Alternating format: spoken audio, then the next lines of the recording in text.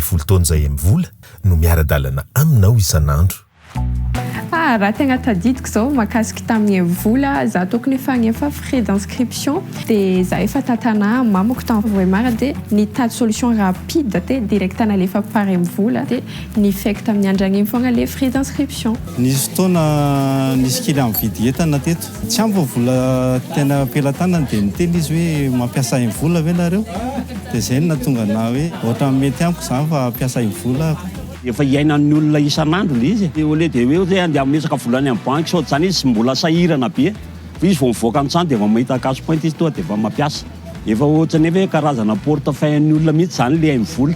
Fahitako application vola io ato application hanamora ty fiainantsika zay raha mikasiky jala io zany dia efa ho hita amin'ny application io aby. Rahatrizay amin'ny vola dia mbola hiaraka androso aminao hatrany. Efa 12 taona zao no niarana androso tamintsika amin'ny vola na mandray na mandefa vola na mandoha ireo tsena sy facture na manatanteraka nofinofy na eny an-tsena na eny amin'ireo cash point na ao anaty finday natao hanamora ny fiainantsika andavanandro ary satria ilaina isan'andro sy akaiky atsika ary mandray andraikitra ny M-vola dia ankehitriny nahazo ny certification Bicorp.